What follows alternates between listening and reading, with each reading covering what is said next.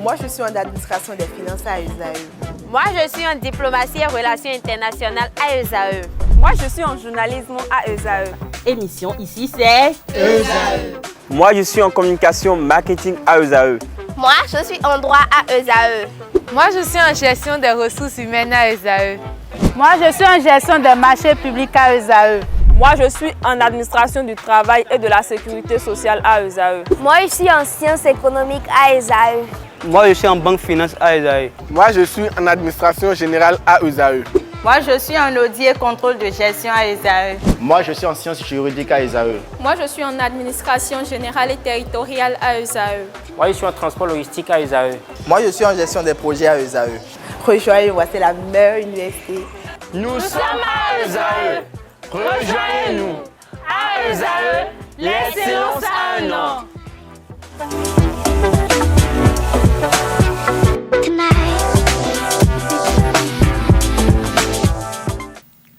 À nouveau, bonsoir. Je l'annonçais à la une de ce journal. L'invité de ce lundi 14 novembre 2022 reçoit pour vous Mohamed Akintola. Il est le coordonnateur national de la jeunesse pour le parti La Force Cori pour un Bénin émergent FCBE. Bonsoir Mohamed Akintola. Bonsoir Madame la journaliste. Merci d'être avec nous. Je vous en prie. Alors, nous sommes à quelques jours des législatives de janvier 2023. Dites-nous, est-ce que le parti FCBE est apte à recevoir son récépissé définitif?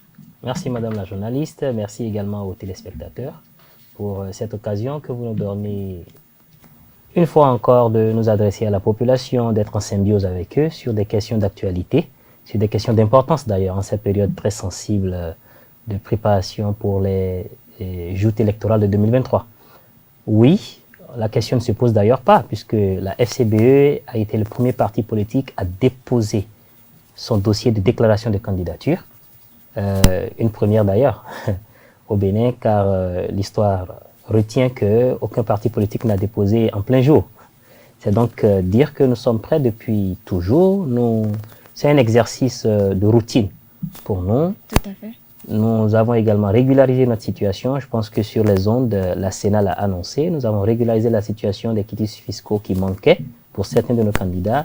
Nous attendons avec sérénité que l'appel de la Sénat pour nous dire que le récépissé définitif est prêt. Vous attendez avec sérénité l'appel de la Sénat. Alors dites-nous comment s'organise le parti pour ces élections.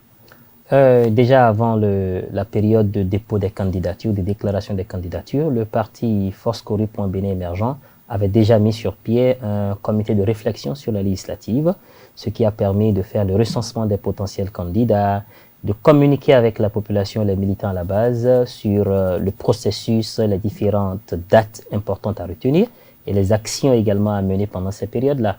Puis ensuite, nous avons mis sur pied un comité de gestion de candidature qui a déposé son rapport. Le rapport, c'est la déclaration de candidature, la constitution des pièces des différents candidats, le dépôt à la Sénat. Là, c'est classique, le parti est en train d'actualiser en fait son programme de législature, puisque lorsque vous envoyez des représentants du peuple à l'Assemblée nationale, c'est parce que vous avez un projet à défendre. C'est parce que vous avez des points sur lesquels vous voulez toucher pour le bien-être de la population. Donc, nous sommes en train de réactualiser cela, puisque de ce moment-là à aujourd'hui, il y a eu beaucoup de nouveautés, il y a beaucoup de positions qui ont changé, il y a notre approche de plusieurs questions qui sont pour certaines devenues plus acerbes, pour d'autres devenues plus douces.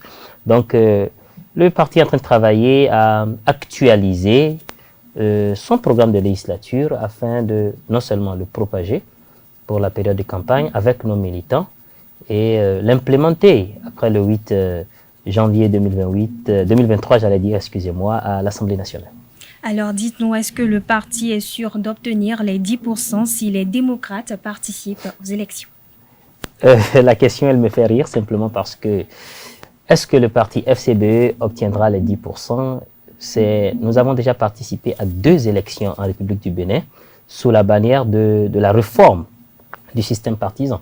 Je vous rappelle que nous avons participé aux élections communales et municipales de 2020, puis ensuite aux élections présidentielles de 2021.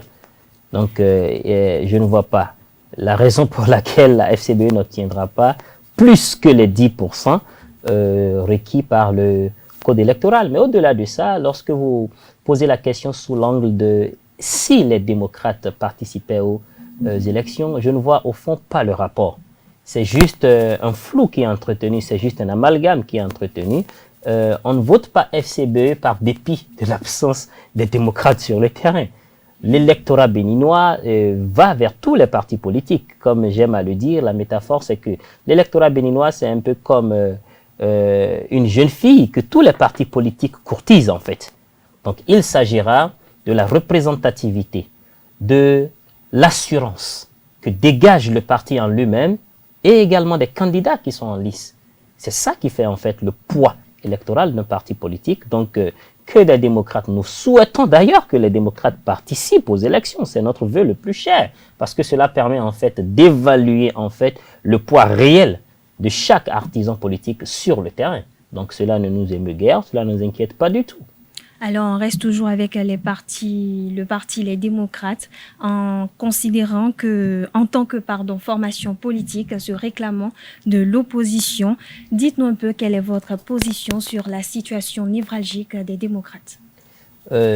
Déjà que c'est dommage, nous compatissons à la souffrance qu'endurent actuellement nos frères, nos compatriotes du parti LD, par rapport à la situation de la non-délivrance des quitus fiscaux de 3 de leurs candidats. Parce que cela est tellement sensible que si ce cap n'est pas passé, je pense qu'il sera assez compliqué que le parti puisse participer aux joutes électorales. Si vous demandez ma position en tant que Mohamed Awal Akintola, je vous dirais simplement que je pense que le parti Les Démocrates aurait dû se mettre au pas.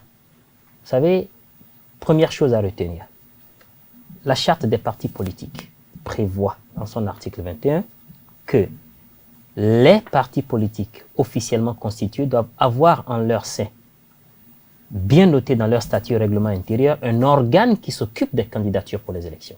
Bien sûr. Cela fait déjà un. Le travail ou la responsabilité qui est dévolue à cet organe-là, c'est de préparer, d'anticiper. Et ça, c'est encore plus criard lorsque votre situation n'est pas une situation d'aise. Comprenez? Ça fait déjà quelque chose. La deuxième, c'est que les pièces à fournir pour déposer un dossier de candidature pour les élections législatives sont prévues dans le code électoral béninois. Code électoral voté depuis 2019. C'est donc dire que tous les partis politiques, toutes les formations politiques ont eu le temps nécessaire pour faire cet exercice-là, s'apprêter. Le quitus fiscal est écrit noir sur blanc comme pièce fondamentale pour la complétude de nos dossiers. Qu'est-ce qui s'est passé? Les démocrates auraient pu faire comme tous les autres partis politiques. Il y a des partis politiques qui ont mis sur le trottoir des candidats qui avaient quand même un poids en matière d'électorat. Mais simplement parce qu'ils avaient des situations fiscales douteuses, ils auraient pu faire la même chose, ils auraient pu faire le même exercice. Pourquoi forcer? Alors que nous sommes dans un pays où il y a des lois. Et nul n'est censé ignorer cette loi-là, et cette loi ne peut être appliquée avec faveur pour un tel au détriment de tel autre. Au parti FCBE, nous avons dû mettre des candidats. Ça, c'est contre notre gré, oui. Mais la loi est dure, mais elle reste la loi. Nous avons dû mettre des candidats de côté parce qu'ils ne nous ont pas présenté dans la constitution des dossiers leur situation fiscale des 3 dernières années avant l'année 2022 au solde zéro. Alors, il ne fallait pas prendre de risque parce que c'est un peu comme si vous prenez le risque de faire échouer 217 autres candidats à cause d'une seule personne. Donc, c'est un peu ça. Je suis vraiment désolé pour eux. J'espère quand même que la situation sera trouvée et sera résolue et qu'ils pourront payer la redevance à l'État béninois parce que pour diriger un pays, il faut pouvoir être en règle avec les lois de ce pays-là. Tout à fait, et je suis d'accord avec vous. Alors, dites-nous un petit commentaire sur le processus électoral en cours aujourd'hui. La Sénat, le dépôt de la liste par la NIP à la Sénat et tout ça, je suppose que c'est de ça que vous parlez. Tout à fait. Jusqu'à présent, nous n'avons pas très grand-chose à dire puisque nous avons validé également, comme tous les autres partis politiques, l'audit qui a été fait de la liste électorale informatisée.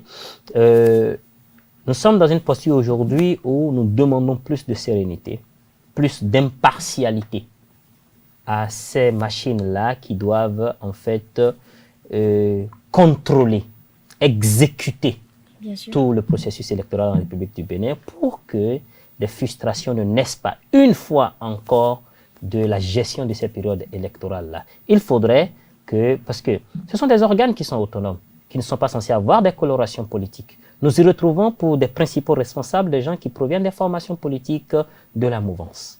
Il faudrait que, certes, ce sont des gens qui ont une compétence à apporter, mais il faudrait qu'ils puissent faire la part des choses, se départir de leur militantisme actif pour travailler pour le peuple, pour travailler pour leurs concitoyens.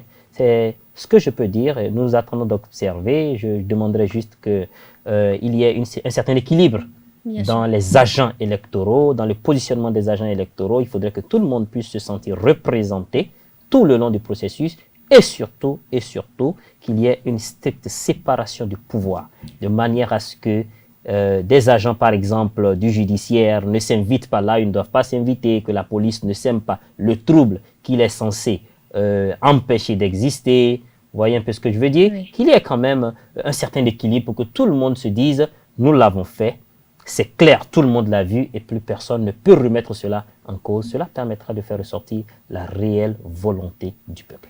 Ok, alors dites-nous, est-ce que vous êtes candidat pour ces élections? Bon, je suis candidat sur la liste FCBE, je le confirme, mais permettez que je garde tous les détails pour moi puisque c'est une période assez sensible. Tout à fait. Que cela ne s'apparente pas à de la campagne, avant la campagne. Bien sûr. Alors pour finir, quelles sont vos espérances? Mais les espérances. Les espérances, je l'ai déjà dit à partir de ce que j'ai dit sur le processus électoral. Nous demandons simplement, je vais parler plutôt d'invite à la population.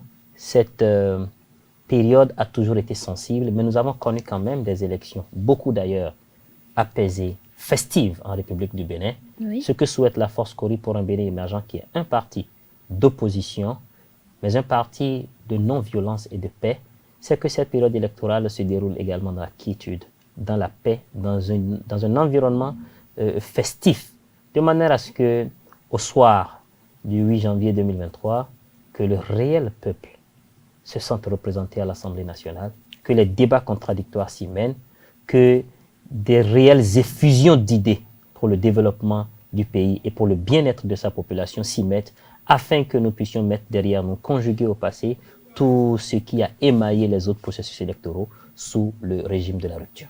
Merci à vous, Mohamed Akintola. Je rappelle à nos amis internautes qu'il est le coordonnateur national de la jeunesse de la Force Cori pour un Bénin émergent FCBE. C'est moi qui vous remercie, madame.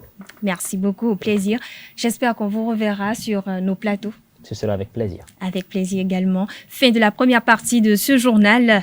On poursuit avec l'information.